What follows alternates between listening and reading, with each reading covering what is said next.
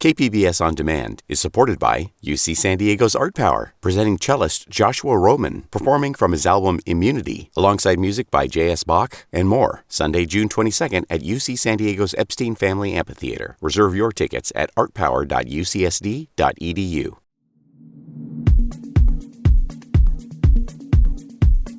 San Diego County might be moved into the state's purple, most restrictive COVID-19 tier.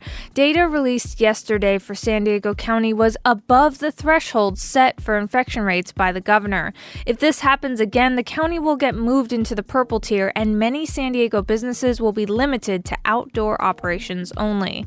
Supervisor Nathan Fletcher has his doubts that next week's numbers will improve. We'll have to wait until next week to see what our numbers are next week. But it would take a significant change in trajectory, given everything that we've been witnessing over the course of the last month, in order for us to avoid that. Any restrictions wouldn't go into effect until a week from Friday.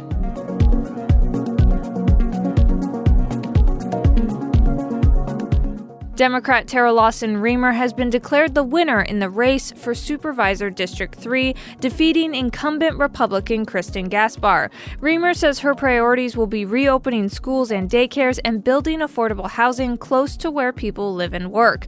When it comes to the pandemic, she says the county should focus on finding ways to reopen places that serve children. It's really not only important for working parents to be able to have their children in school, and it's a massive drag on our whole economy when parents aren't able to send their kids to school or daycare.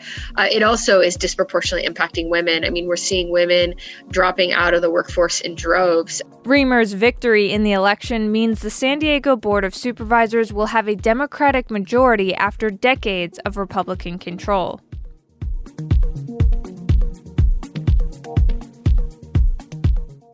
It's Thursday, November 5th. This is San Diego News Matters from KPBS News. I'm Annika Colbert. Stay with me for more of the local news you need to start your day.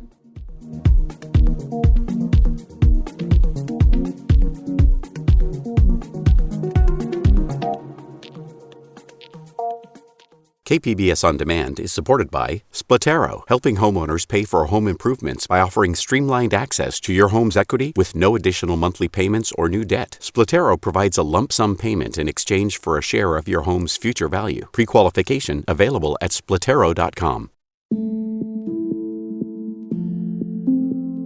In some good news, federal officials say it was a relatively calm election day at the local polls. The Department of Justice was on alert for possible voter fraud, voter intimidation, or cyber hacking by a foreign power. Assistant U.S. Attorney Christopher Tenorio says his office didn't have much to deal with. I do think it was a typical election as far as the low level of issues that we at least saw reported. Now, we did receive more calls, but it's also because more people were aware of someone that was available to call. He says his office boosted staff to help deal with potential cyber hacking, but he says that threat never materialized.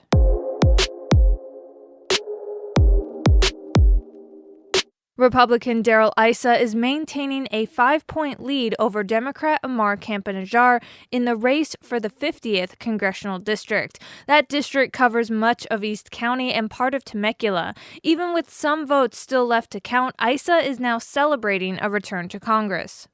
Outside his campaign office in Vista on Wednesday, Issa promised, despite the close race, to champion conservative values. He also said a top priority is rebuilding the economy. Issa was previously in Congress for 18 years. He says he's looking forward to again working with the San Diego County delegation to address the region's needs. The continued problem at the Mexican border with sewage, our congestion that needs more highway funds, and a number of other issues that are more nuanced, like high-tech immigration reform and so on. Campanajjar has not conceded the race.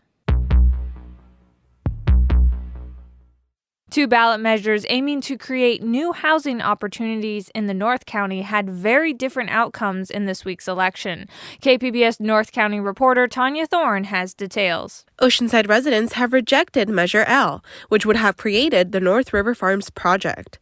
A majority of residents chose to keep the existing commercial farms instead of the proposed 585 new homes, an 88-acre farm, and proposed roadway changes. Although it is a win for No on L, the campaign's Kathy Carbone says the developers could reapply to try again in a year. So if you're on city council and you green light this project again after the people have told you, hey, we don't want it, then we have a problem there with the individual city council members. In Poway, voters approved the farm development by passing Measure P. The project will take the deteriorating Stone Ridge Country Club and transform it into 160 new homes, 70 acres of open space, and several amenities available to Poway residents. With the approved ballot measure, Erin McKinley with The Farm says the current fire hazards will be their first target in the project.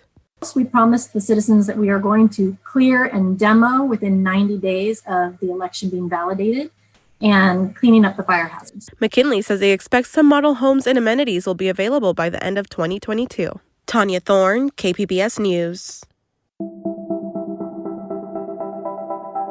The race for San Diego mayor is still too close to call, but Democrat State Assemblyman Todd Gloria has a healthy double-digit lead over Democrat City Councilwoman Barbara Bree, despite the polls depicting a rather tight race.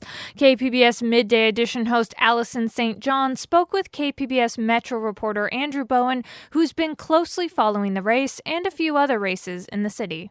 So what do we know about the status of the mayor's race?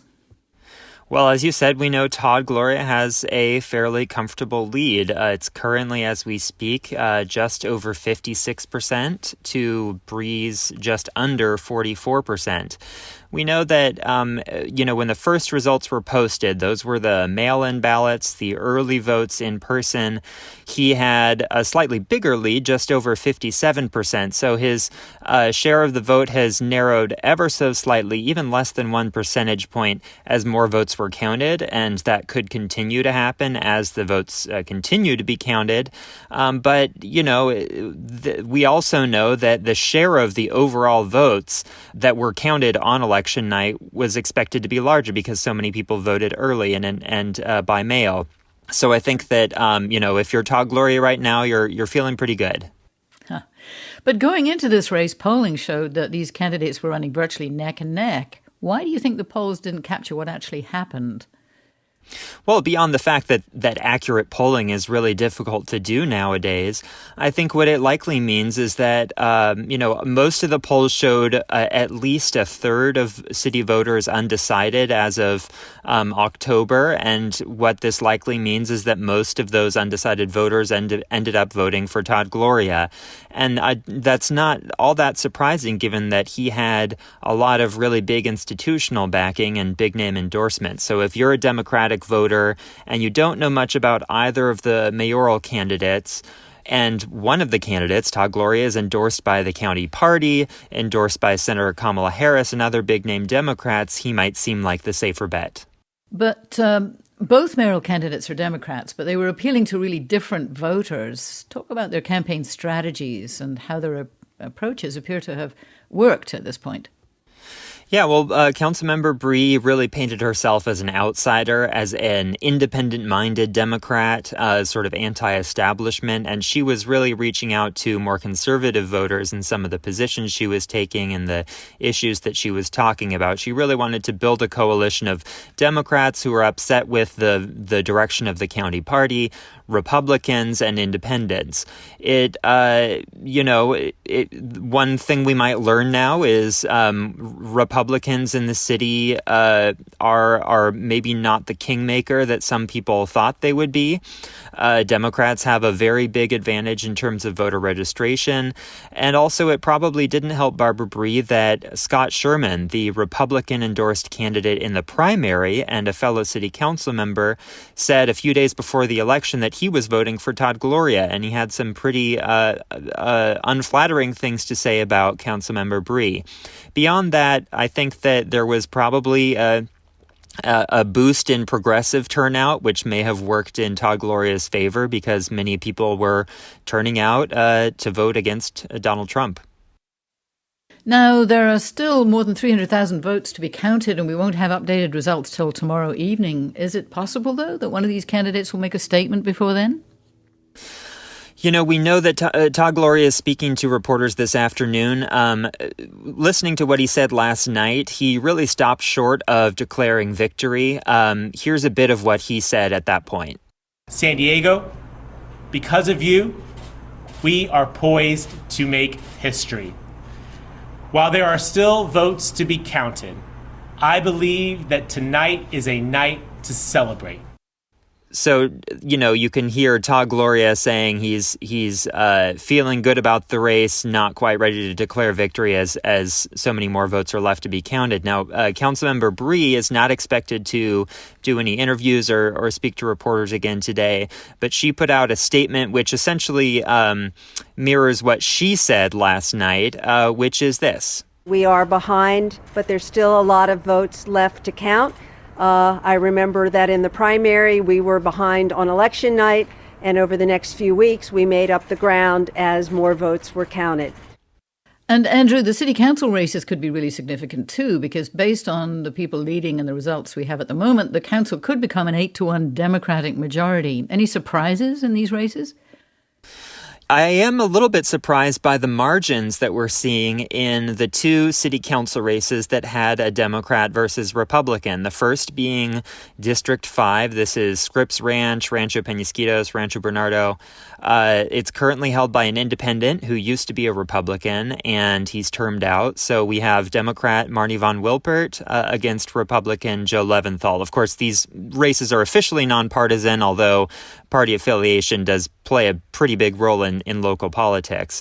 Marnie von Wilpert has also a double-digit lead in that district. It was once seen as the Republican stronghold. So, if the margins were closer at this point, if it were a tighter race, then I would say she might have reason to be worried that later counted votes would not be in her favor. But she's got a pretty comfortable lead, and that's a bit of a surprise to me. And then in District 7, we've got Raul Campillo, a Democrat, with an even bigger lead over the Republican in that race, Noli Zosa. So, in terms of what an 8-1 Democratic majority on the city council would do, we don't really know yet. I mean, they already have a 6-3 majority on the city council right now, and they're obviously going to be capturing the mayor's race either way, the Democrats. So, perhaps it could be just more of a symbolic victory, in terms of Democrats now are really taking over city government. Yeah, beginning to look like Sacramento. Now, San Diego City voters are also weighing in on 5 ballot measures. None of them have been called yet, but there are some pretty clear leads. Starting with Measure A, that one would raise taxes to fund affordable housing, and it's leading with 57% of the vote. It's leading with 57% of the vote, but that's not the 2/3 majority it needs. What are you taking away from that result? Well, I'm taking away that it's really hard to raise taxes in San Diego, despite the bluing of the city, despite Democrats having an increasingly big majority among voters. That 2/3 threshold in order to raise taxes for a specific purpose might just be insurmountable for the city at this point. There are too many Republicans and too many independents and too many Democrats, perhaps, that are averse to raising taxes for a tax measure like this to actually make it across that 2/3 finish line. And Measure B would establish a police review board for the city with subpoena power, and it has a commanding lead with 75% of the votes. What are the voters saying here? Well, I think they're saying they want more independent oversight of the police. This measure was certainly helped by the massive wave of protests that we saw in the spring and summer in favor of Black Lives Matter and things like that. And so, it also, I think, says that I'll say this measure is not a big surprise, the margin of victory, because even the police union had dropped its opposition to this measure. There was no statement in the voter guide against it. So without any funded or organized opposition, Measure B seemed like an easy win for its supporters. And then Measure E would remove the 30-foot height limit in parts of the Midway district. That's the area around the sports arena. It's also leading with 57% of yes votes. That could mean a big change in that part of the city, right? Absolutely. It could mean more development in Midway. It could mean, the supporters really saw this as vital to the revitalization of that neighborhood, which is not the prettiest place in San Diego right now. This measure also, not a big surprise that it's winning with such a big margin. It had the support of both the Republican and Democratic parties in San Diego County, a host of interest groups. So, the supporters there, I think, we're feeling pretty good, and it's very likely to ultimately pass. That was KPBS Metro reporter Andrew Bowen speaking with KPBS Midday Edition host Allison St. John. And we should mention the other two city ballot measures. Measure C, which would require district-only elections for the San Diego Unified School Board, is leading with 69% of voters supporting the measure. And Measure D, which would allow San Diego Unified School Board to remove a board member, also looks like it will pass with 86% voting in favor. Stick with KPBS throughout today and tomorrow. We're expecting to hear an update on the election results sometime this evening. KPBS will bring you the latest on radio, online, or on TV.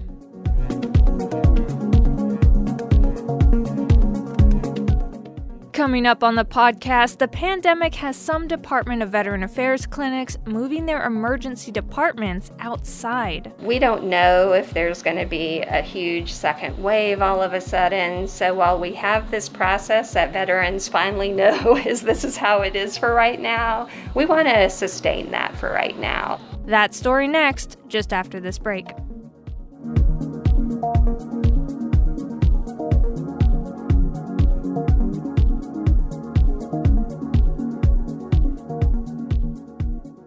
KPBS On Demand is supported by Markel Design and Remodeling, helping homeowners with their home remodeling needs. From ADUs to kitchen remodels, room additions, and custom homes, Markel Design and Remodeling can help homeowners design and build their dream homes. More at trustyourhometous.com. The Department of Veteran Affairs health system is welcoming back more patients after months of tight restrictions due to COVID-19. But VA clinics are reopening at a slower pace compared to many civilian health facilities. From Tampa, Stephanie Colombini reports for the American Homefront Project. You won't see rows of parked cars on the first floor of the Tampa VA's parking garage. Instead, hospital beds, computers, medication carts, and an X-ray machine. The pandemic has affected the way all health centers operate, but this is one of the few that's moved most of its emergency department outside. Patients with issues like a sprained ankle can actually receive treatment in the garage and never have to step foot inside the hospital. Dr. Timothy McGurk runs this operation. The goal of setting up this out here was to protect our very vulnerable patients inside and our staff. Tampa stands out even among other VA medical centers with its parking garage set up, but all of the agency's facilities are taking steps to prevent the spread of COVID-19. While many civilian health facilities have allowed patients to come in for routine care for months and even opened up for visitors, that's largely still off limits at many VAs. McGurk says VA patients are typically older and sicker than the general population, making potential outbreaks more dangerous. They have heart disease, they have kidney disease, they have lung disease. That makes them more at risk. Plus, we don't have any pediatrics here. We don't have young, healthy people for the most part. 62-year-old Navy veteran David Tootle pulled into the garage with severe back pain. Because of the pandemic, his other doctor's visits lately have been remote. Telephone, but not video. I'm not techno like that.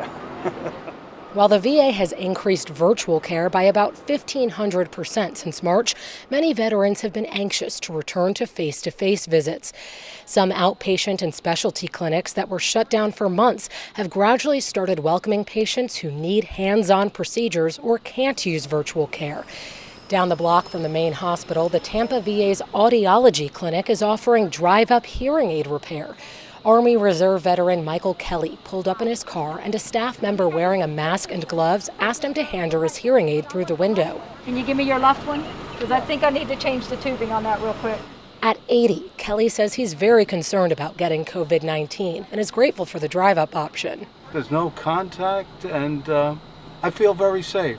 This was a rare outing for Kelly. He spent most of the year home with his wife. You know, you feel confined, but we're following the rules, basically. Hopefully it'll be all over soon, but you don't know. Coronavirus cases have spiked in many parts of the country and among VA patients. Paula Myers, chief of the Tampa VA's audiology section, says she's not ready to ease restrictions. Flu season is just around the corner. Bars have just opened in our community. We don't know if there's going to be a huge second wave all of a sudden. So while we have this process that veterans finally know this is how it is for right now, we want to sustain that for right now. VA officials say despite the need for caution, it's important veterans don't avoid care. They encourage vets to stay in touch with their providers to ensure they get the help they need. I'm Stephanie Colombini in Tampa. This story was produced by the American Homefront Project, a public media collaboration that reports on American military life and veterans. Funding comes from the Corporation for Public Broadcasting. That's it for the podcast today. Thanks for listening and have a great day.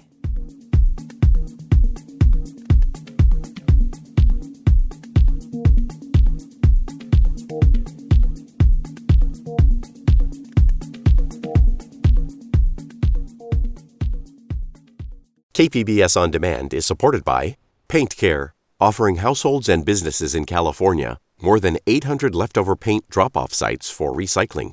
Quantities of 100-plus gallons of paint may qualify for a large volume pickup. Learn more at paintcare.org.